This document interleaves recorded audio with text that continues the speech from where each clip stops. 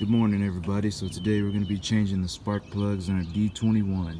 Quick and painless procedure. Let's get started here. Alright, so this is about everything you're going to need here. Of course, you're going to need spark plugs, the ones specified for your vehicle, and then spark plug wires, and a socket, an extension, and this is a spark plug tool. It's a 5/8. Most of those trucks take this size. I'm not sure about the Pathfinder or anything like that, but D21 is a 5/8. Alright, let's get started. These NGKs come pre-gapped, so you don't have to worry about that. You just pop them in your truck, make sure they're nice and snug, and you should be good to go. On your receipt it shows the gap, but you could check it if you want, but I'm not going to do that because I've never done that. I just throw them in there, get them nice and snug, and let's go. So what I typically like to do is start with the furthest one, which is going to be the longest one, number 4. So all you're going to do is trace number 4, as you can see, and tug on the wire. It should come right off. Bam. Okay, wire's off. Then you use your tool to get that plug out.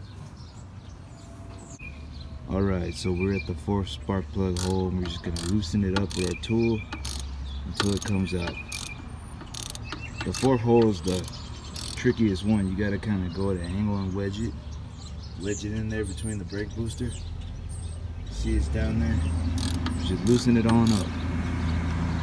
But as you can see, we got the plug out, so we're just going to slowly slide it out. It should be gripped onto the rubber part of the tool, so you don't have to worry about it falling out and dropping. You just kind of get it like that. Let's examine this thing really fast. Let's see what we got here, focus. Ooh.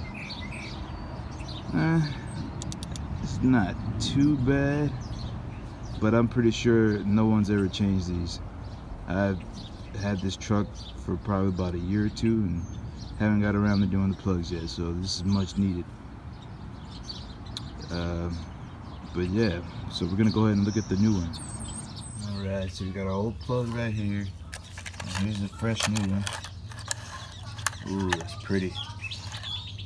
See, it comes with the little rings there, nice and tight. Looks way cleaner. Look at the difference. As you can see, the gap looks about exactly the same, so there's no need of adjusting anything. As you can see, I don't think anybody's adjusted it, so just pop them in there. But look at this, pretty mite, gorgeous mite. It's nice. Now let's throw this sucker in there. Alright, so with this new plug, you're just going to repeat the same process. Guide it in the hole and tighten it on up. Alright, so going back to our wires here, there should be 2 short and 2 long wires. That's what we're looking for. 2 short, 2 long. So that we're going to grab our 4th wire here, and that's the one we're going to need. Alright, so we already got the end off for that 4th wire. We got our plug in there.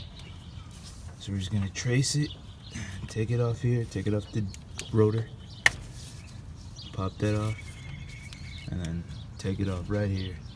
It just pops right out. Bam. Wire's off. Insert the other one. Alright, as you can see, we got the fourth wire in. It's nice and snug. So that's all you do. You just repeat the process, get all of them in. I'm going to show you what it looks like when it's all done. Right, so this is the final product here. Put all the wires in. Diaphragm's a little jacked up because I guess these wires are longer than my other ones. So, but this is what it looks like. So now we start it up and see what happens. If we get a check engine light, probably need to re-gap the plugs if something's wrong, but in most cases you shouldn't need to. Alright, here we go. There it goes, fires right up. Not bad. My alarm is what caused it to start the way it did. It's messed up. But look at that. Nice and strong. Alright guys, good luck.